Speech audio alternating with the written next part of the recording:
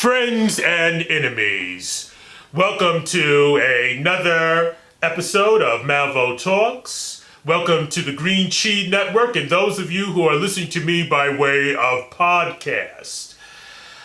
Today's topic is going to be, and the topic of this show is going to be, the lessons of 9/11. And when you're seeing this, we would have commemorated yet another anniversary of the terrorist attacks. But the reason why I'm doing a show on this is because I am appalled at what has been forgotten in the collective memory of the run-up to the terrorist attack, and indeed the commentary and the events surrounding the overall atmosphere at that particular time. And though 17 years have passed, it just seems as though everything is just so convoluted now, even about something that was, at the particular moment of the event, so crystal clear. Now we are losing track of a lot of things. And I'm going to frame this talk around three primary lessons that we should take away from 9/11. And those three lessons are these. Number one, it is a liability for America to be the policeman of the world. Number two, that white guilt is not a policy. And number three, there is something in the world worse than white supremacy.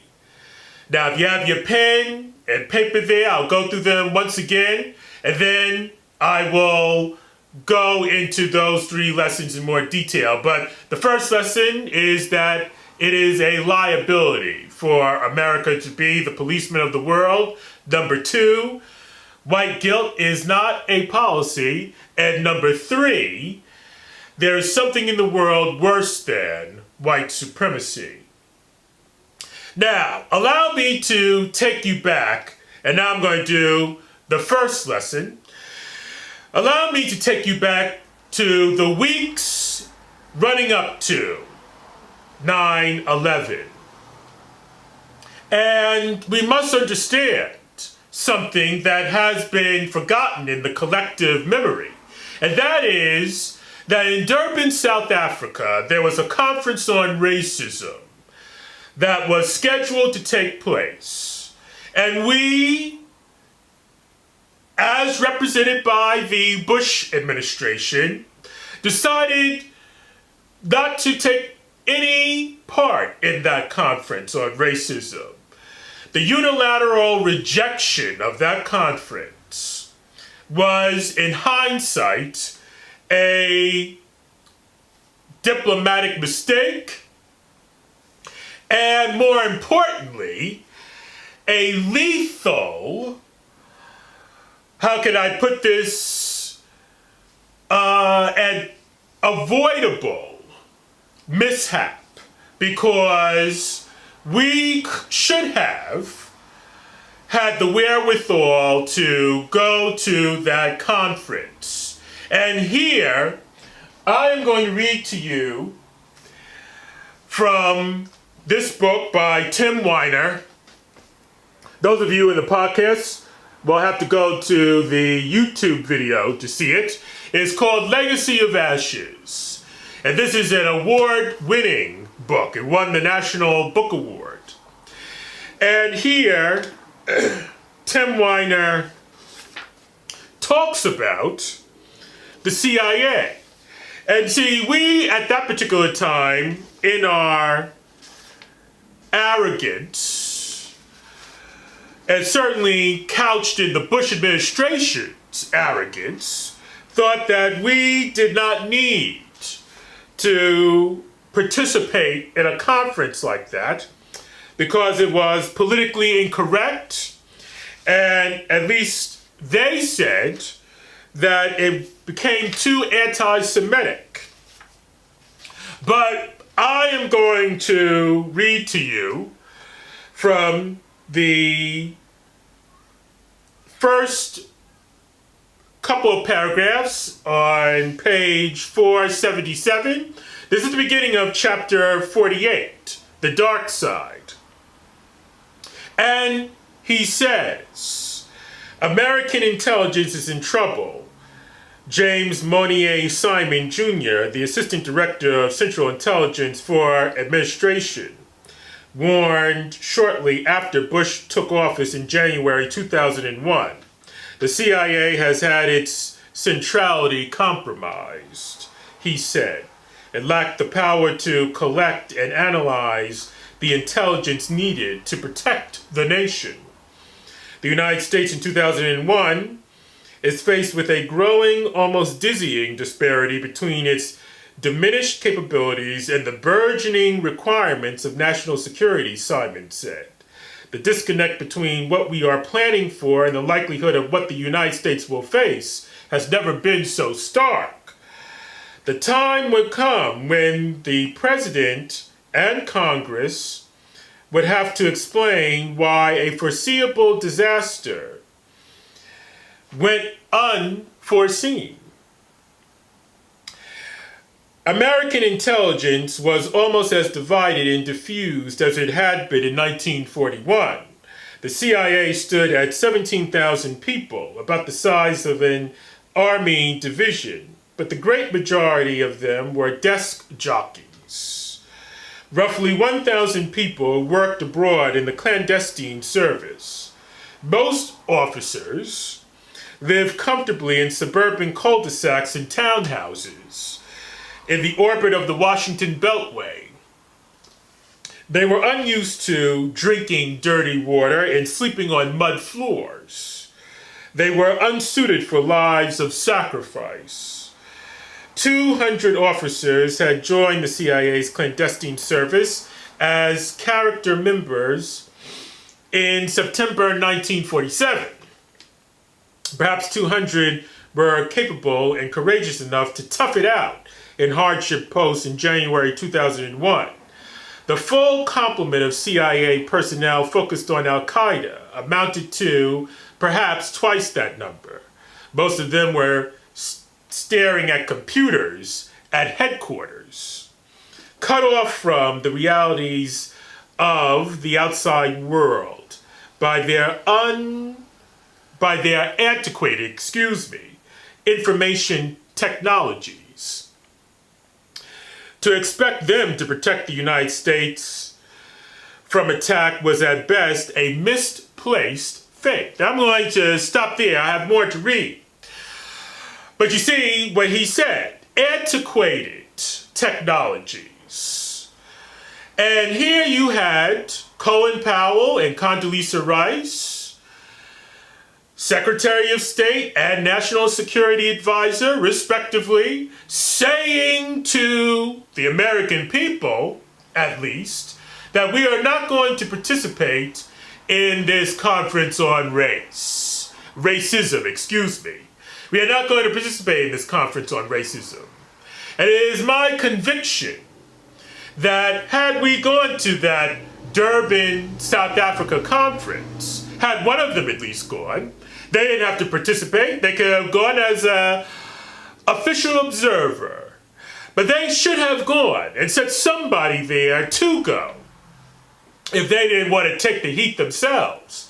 Because if you are going to be the policeman of the world, you cannot unilaterally dismiss conferences like that.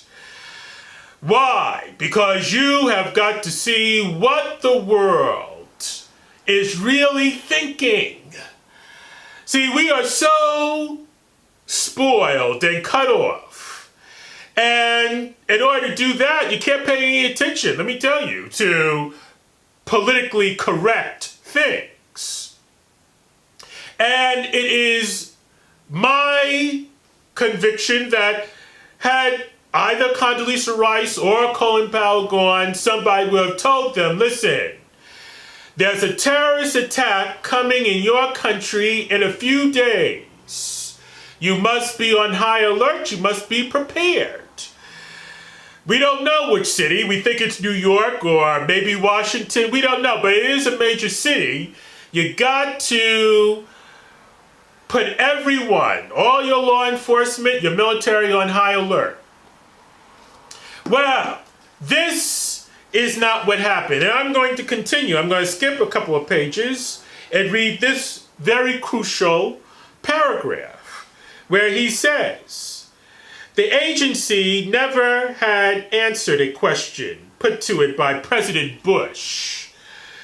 Could an attack come in the United States? Now was the time. On August 6th, the president's daily brief began with the headline, Bin Laden determined to strike in U.S. The warning beneath the headline was a very weak piece of reporting. The freshest intelligence in it dated from 1999. It was a work of history, not a news bulletin. The president continued his vacation, chopping brush in Crawford, unwinding for 5 weeks. You see this? This was the rush up to the terrorist attack. This is what happened in the period that preceded the terrorist attack. And, you know, as far as the news media was concerned, they were wondering what happened to Sandra Levy's body rather than focusing on, oh, maybe we need to have more of an international understanding of something taking place, certainly in Durban. All they had to say was, look at how anti-Semitic this conference is. Well, anti-Semitic or not, can you imagine if Condoleezza Rice had gone to this conference and come back and said, listen, forget about taking a trip to Florida to sit in front of school children. You've got to be at the White House, at the Pentagon, because what I heard from somebody at the Durban conference will whiten your hair. And you need to have a whole new assessment of how you're going to deal with the world. Because maybe this old assessment is just not going to cut the mustard. And we need to have a reform plan for the CIA. And the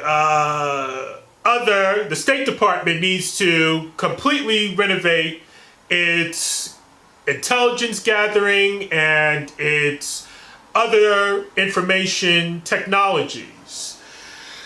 Now, whether or not President Bush would have listened to that, we have no idea.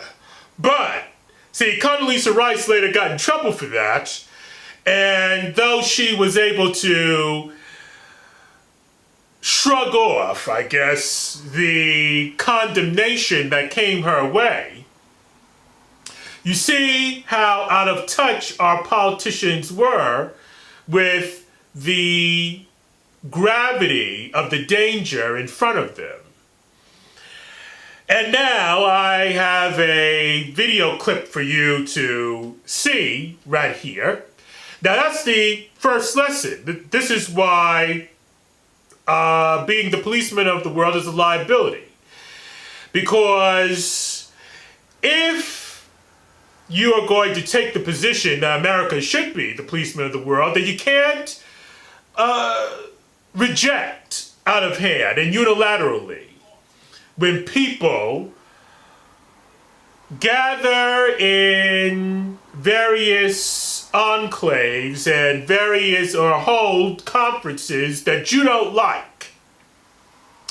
If you're going to be the policeman of the world, then you got to deal in the world. And you can't be picking and choosing what you want to deal with. That's why there is rarely any upside in being the policeman of the world, but as I was saying to you before, I have a video here of a compilation of Muhammad Atta and Marwan al-Shahid driving the planes into the towers. And I want you to pay attention to the pedestrian reactions, because one of the things that happened was that broadcast news and broadcast television allowed for the swearing and the cursing and the shock to be openly broadcast. And I want you to pay attention to that. You don't need my commentary, but I want you to see this. And then I'm going to come back on the other side, and then we're going to get into the second lesson. Boom! Oh, man. What the fuck's going on? Wow. Oh, shit. Wow. Do you see this aircraft? I've got it all. Yo, what the fuck? Yo, that's... Oh, my God. There's another one. I'm taking a look. Oh! Oh, my God! Oh, shit! Oh, my God! Oh, my God! Another plane just went in. Another tower. Oh, my God. Wow.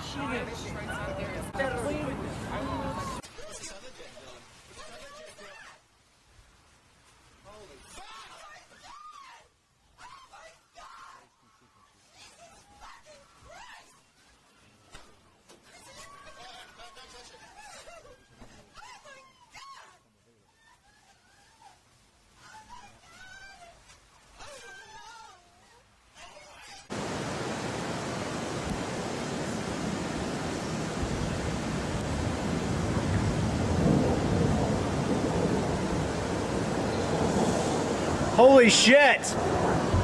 Holy shit! Oh my God!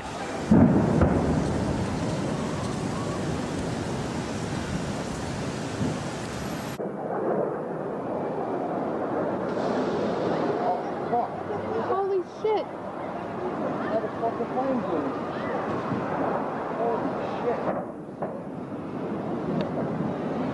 I got that.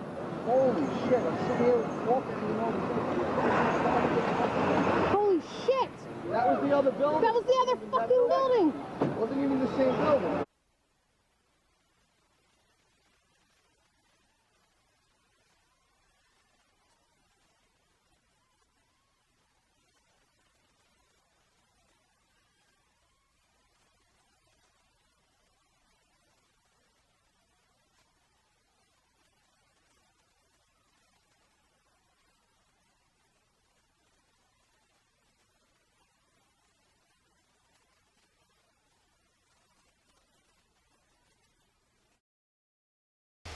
Why do they hate us? Why do they hate us? This was on the mouths of practically all white America, both liberal and conservative and everything in between. And the reason for that expression, which is a rhetorical question, you see, as I have learned, this is not a question that people really do want answered. In these years that have gone by since that belligerent attack, and I hope you were paying attention in terms of the video that you just saw, you see, those questions come out of what is popularly known as white guilt. And what is white guilt? You see, there are a lot of explanations and definitions, and I will just give you my singular definition because I think it is the most concise and approximate of a lot of the, I think, asinine and erroneous commentary about white guilt and what that is. And that is that the Europeans and their descendants still see themselves as the guardian of civilization. And therefore, they know what is best for you. To the point that even if they interfere with your lives. This does not at all have any kind of, and should not have any kind of moral consequence.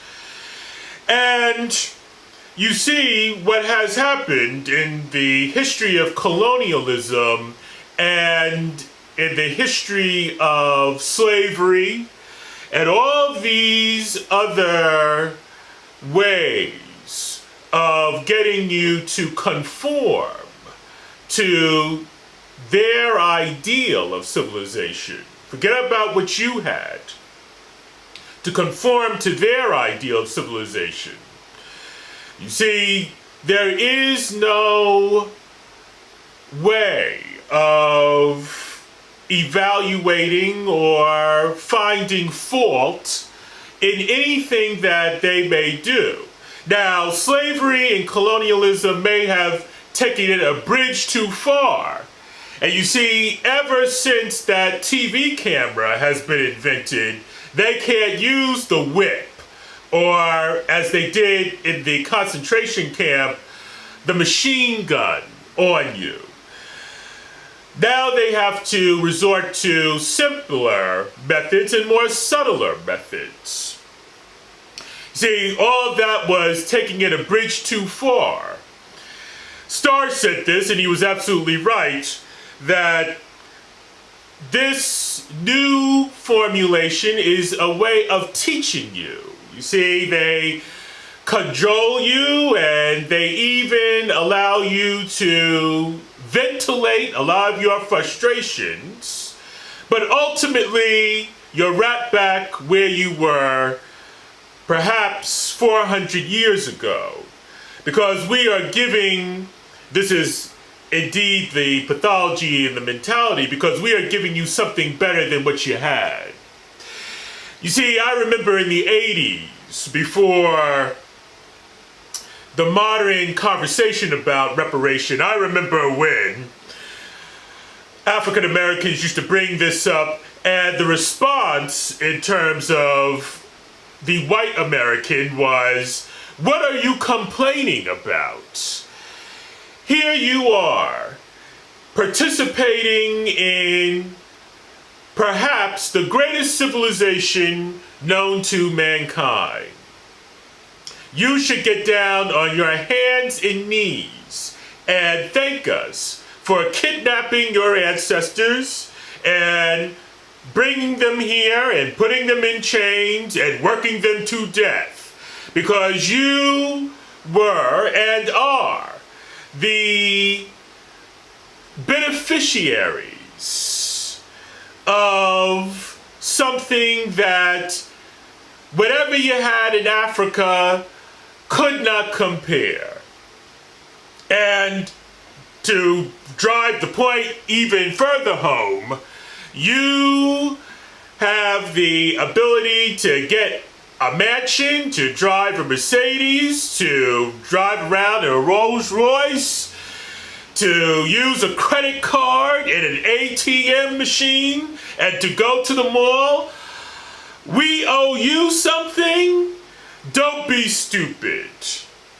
And that is the undergirding attitude. Whatever you may hear a Caucasian saying, that is the undergirding attitude.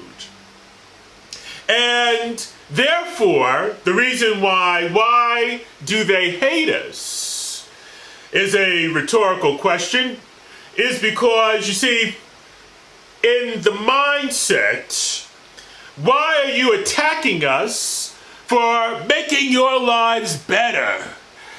You see, you have got to understand that before you even get to the question of the belligerence of the terrorists. The belligerence of the Islamic terrorists has to do with the attempt at what is a superficial and shallow empathy, because it does not really take into regard all that is annihilated in order to make a society familiar to an American or European or whatever you want to fill in the blank with in terms of Western civilization. And we have got to understand that during the sequence of the attack, which has been in these succeeding years overshadowed by how we treat the Muslim, now we've got to understand something, that during the initial, you've never seen this footage, interestingly again, during the initial aftermath of the attack, you had security footage and other footage come out of not just Arabs or Muslims, but a general cadre of non-whites cheering in this country the 9/11 attacks. And the reason why they were cheering the attacks is because they were fed up with the arrogance of white people in the West, quote unquote, white people in the West. And you see, that's not even addressed anymore. Nor is it addressed how many of the terrorists were Saudi Arabians, except for Mohammed Atta and Marwan al-Shahid. Many of them were Saudi Arabians who had carte blanche to really a first place positioning in terms of green cards. And the immigration agencies were very lenient about that. And the Bush administration came into a firing line of attack because of that. But that is wiped from the general memory. Just as people don't discuss, and I believe here you're going to see President Bush sitting in front of the classroom. And what people who did not live through the experience forget is that Bush, George W. Bush, kept sitting there even after the first plane went in. And here you have a Ivy League educated man who did not have the wherewithal to say to the teacher, hey, listen, I've got to excuse myself. There has been a tragic accident, and don't worry, everything is in hand, and I have got to excuse myself and see to this incident, but I just want you to know that you are doing a very good job, and that reading, remember kids, reading is fundamental. And gotten his ass up and walked leisurely out the door. And of course, later on, when the second plane hit, he just kept sitting there like a lump on the log. And then he came up with this excuse about, oh, well, I didn't want to upset the children. Well, the children were going to be upset anyway. It wouldn't matter what he did. You know, this thing that has seeped into our culture, which is completely ignorant to me, but what has seeped into this culture of we've got to protect the children from upsetting things. Listen, the children during slavery were exposed to a lot of upsetting things. What's the difference now? Even during the initial years of the Great Depression in the 20th century, children were exposed to upsetting things. Went to bed starving. And in terms of black children, saw their parents lynched. Don't tell me about upsetting children. Let them be upset. They were going to be upset anyway, as I said. But you see the mentality of white guilt. And you see, because that was one of the programs or displays of the No Child Left Behind legislation that he was championing, and that's why he was at that school that day instead of being somewhere else. You see, this is the reason why we have the problem that we do. And then that is to say nothing, of course, of how we went into Afghanistan unprepared, really. It has now become public knowledge that the allocation for the rebuilding of Afghanistan was, get this folks, a whopping $1 million. And I'm sure that the real white supremacists, the ones who are not what I call the mascots, and particularly the European white supremacists, and this is one of the reasons why France stayed out of the war in Iraq, I am sure they went to W, as he was euphemistically nicknamed, and I am sure they said to him, listen, we have been fighting this Muslim for the better part of centuries, and you are not going to succeed where we have failed. But the fact that he did not listen to that advice, and that he took the advice of others who thought they were white and think that they are white, I'll let you fill in the blanks about that. This is the reason why we are in the predicament that we are.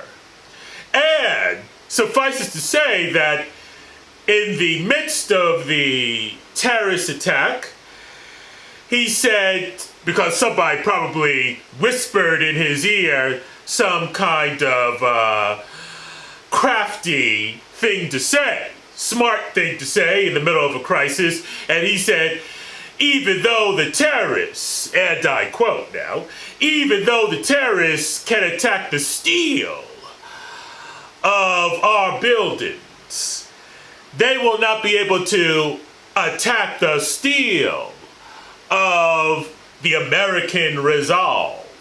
Whatever that meant, because our resolve is somewhere lost in the battlefields of Afghanistan and Iraq. But you see, this is what white guilt does. This is why it's not policy. You cannot have, as you do have, the kind of situation where you're not fathoming what the enemy really is after, and what his, not just his mentality, what his overarching gripe is. It has nothing to do with how we may treat the Muslim or not treat the Muslim, or how badly we treat the Muslim. What it has to do with is this condescension to think we know better and have better things in store for other people, particularly non-whites. You see, whatever has happened, you know, black people did not have to wonder. I'll say it this way. Black people did not have to wonder about why do they hate us. We knew, and we suffered in that day just like everybody else suffered. And we wanted to have and take revenge as well. See, but Marwan al-Shahi and Muhammad Atta did not turn those planes around just because there were black people working and standing in those buildings. They attacked us just as much as they attacked any white person. And that leads me to my next lesson. But first, I just want to read something to bring home why white guilt is not policy. And I am reading from, those of you who are in the podcast, again, won't be able to see this, but this is James Baldwin, and it's his collection of essays called The Devil Finds Work. And I'm going to begin reading here where he says on page 16, if you have the book, the civilized have created the wretched, quite coldly and deliberately, and do not intend to change the status quo, are responsible for their slaughter and enslavement, rain down bombs on defenseless children whenever and wherever they decide that their vital interests are menaced, and think nothing of torturing a man to death. These people are not to be taken seriously when they speak of the sanctity of human life or the conscience of the civilized world. This is a sanctity involved with bringing a child into this world. It is better than bombing one out of it.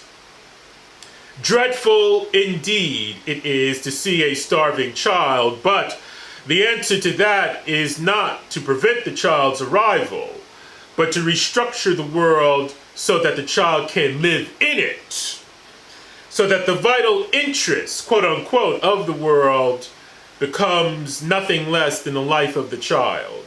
However, I would not have said any of this then, nor is so absurd a notion about to engulf the world now.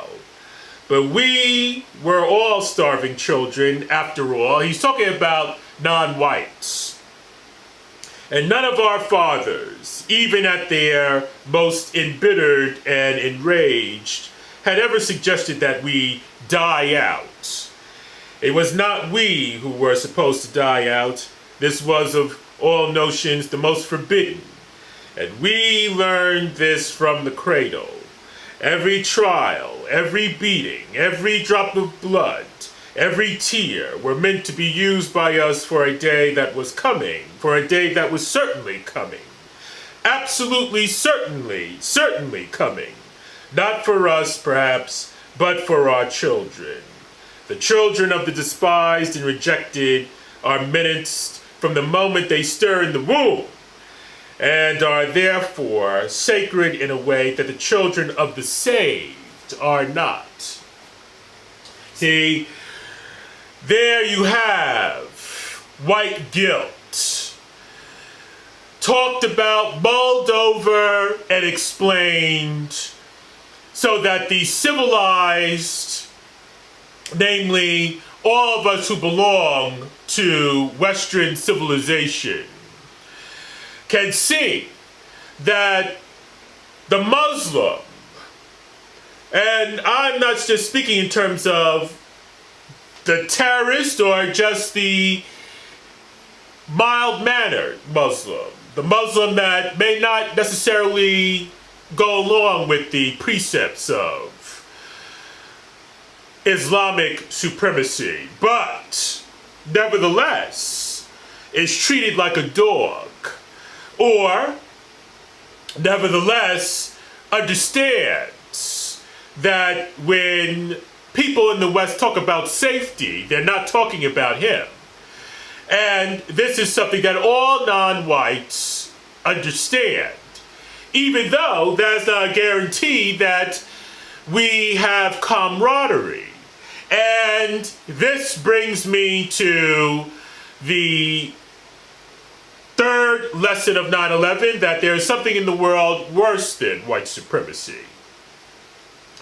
you see, there is, but let me start this way. There was a joke in the aftermath of 9/11 that we should empty out the prisons here in the United States and give all the inmates a little baggie of heroin, crack, coke, meth, whatever, and drop them in Afghanistan and let them go on a killing spree.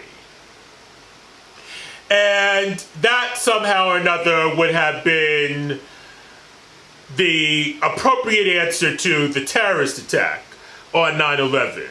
Now, that was a joke, of course, but the grain of truth that is within a joke like that is just how unrealistic we are, both as African Americans and generally as Americans.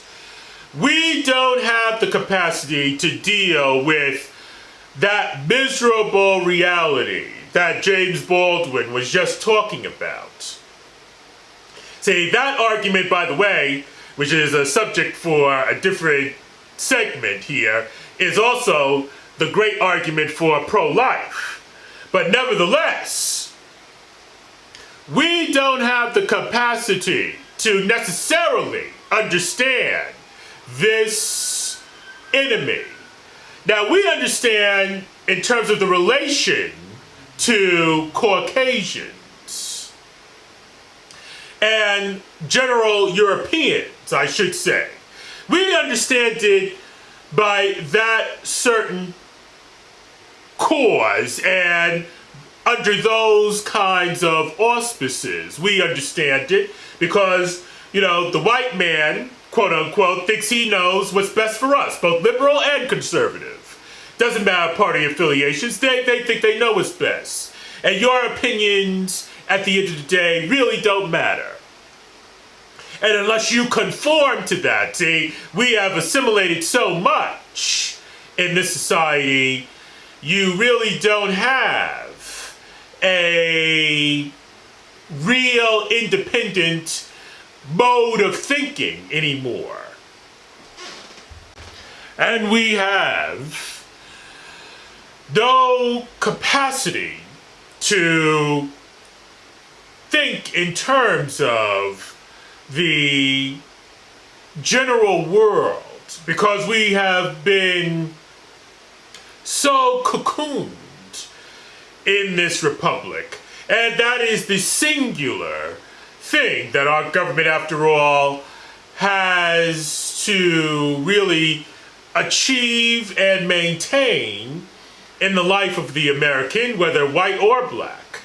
And that is as a protective barrier between the reality that is beyond us. You see, we do not know what it is as men and women of color to daily have to deal with a bombing spree. We don't know what it is to go without in terms of running water, in terms of, and yes, the caveat of Detroit, before I go on, is a part of the misery to which we all have acclimated ourselves to. But I'm talking about not having anything. No running water. You see, no way of bathing yourself. No way of, even having bottled water. There's just nothing. And more importantly, we would not have any kind of capacity to deal with not having a certain routine every single day.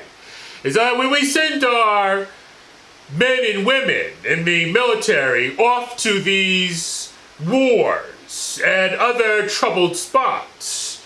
You see, they're the ones that have to deal with and understand the reality to which their country in truth protected them from. See, the enemy is not just to be understood in terms of theological or ideological premises. The enemy is also a reality that, again, the government, the republic, shields us from. And in this world, believe you me, the African American, even when faced with other people of color, doesn't get special privileges, does not get special privileges at all. Look at what happened to those 200 girls in Nigeria who, because they were part of a different religion, were raped and kidnapped.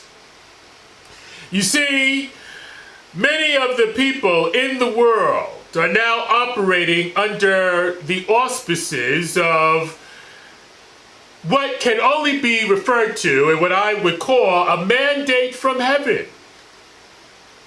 This is something that we don't have experience in dealing with. We think that, well, you know, if only these Muslim terrorists can learn to use a credit card, and if only these Muslim terrorists had pay cable, see, that means nothing to them. They have a mandate from heaven, and they also have history to back them up in the idea that, you see, they won against the European before, and they can win again.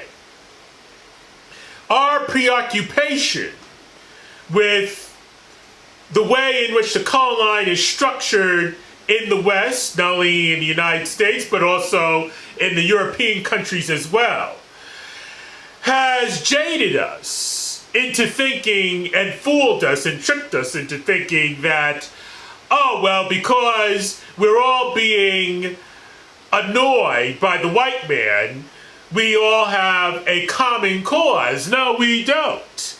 Believe you me, the Africans in the world and the other non-whites in the world are not thinking in that same vein, because they view the interference of the European and the white American, quote unquote, as being a nuisance, and more importantly, as something that they will never allow, as the African American is assumed to have, never allow them to ever fall under a similar kind of subjugation and containment and enslavement to a routine, a reality in which it is impossible to live in just the barest of circumstances. And as I said to you before, you know, even Chris Rock, as a matter of fact, pointed this out when he said that, you know, we don't know what it is to have tanks rolling down Flatbush Avenue. Even, you know, if you take the theology aspects out, when you have revolutions that break out unexpectedly and force everybody to change their routine, their living, to leave everything behind on a moment's notice. You know, Helena Cooper, who is a New York Times writer and journalist, wrote a book called House on Sugar Beach, which was a memoir. And in this memoir, she was saying how a revolution broke out. She was adopted. A revolution broke out in her mansion, and in her country, I should say. And all that you could call them as revolutionary thugs one day showed up at her door, broke it down, and demanded the children. And her adopted mother had to sacrifice her body. And as a consequence of that, she had a penis inserted in every orifice of her body. And that's how the adopted children were saved. Black people know nothing about this. And this is why we cannot necessarily relate to this. And see, like all other Americans, we think that we can relate to the suffering under the auspices of racism, and therefore there is a collective unification around that. There is not. As Starr has said, we are to the Muslim terrorists living in false hope. There is nothing unless you convert to their way. There is nothing that you can negotiate about. There is nothing that you can be certain of in their kind of reality. The American kind of reality has no kind of approximation necessarily of this. And that is the reason why the third lesson of 9/11 here is to be taken seriously and to heart, not just by black people, but by all people. You do not know the dangers that exist in this world. And while you may be able to say that the white man perfected the vices, if the African and the African is the original man, he is the one that started the vices. Whatever the white man perfected, he started the vices. He started what we now know as genocide. He started corruption. He started all of this. Why? Because he is the first human being. That is why. And so we must understand our limitations, and that is why going to the Durban conference on racism was imperative before 9/11. It was imperative that we participate in that way, because how else are we going to understand the dangers of the world? It was Timothy Ash, a journalist, who said that everybody has a New York in their head. And that is why Al-Qaeda destroyed the Twin Towers the way they did. Because it, for them, was a declaration not only of independence from a subconscious fantasy land that has captivated the young of the world and the youth of the world, but it was also a way of saying that this dream, this reality is not invulnerable. And America is not invulnerable. This is what Osama bin Laden meant when he said America is a paper tiger. We attack them, they'll attack us, but we can wait them out. And this is the reason why we are 17 years hence, still at war, and with no end in sight, and more importantly, no solution. That's the real tragedy of what has come in the aftermath of 9/11. No solution at all. No solution from the West for this. And we must understand that our reality, which allows for an entire industry to devote itself to giving your puppy dog pedicures and manicures, and where white people allow their animals to lick from the same ice cream cone as they do, as children starve, while You have, as George Carlin used to say, a reality that allows you to buy sneakers for your children that have lights in them, and that allows you to have a happy hour and to sit on your butt all day and watch sports on Sunday. This kind of reality is a reality that I guarantee you is something that the world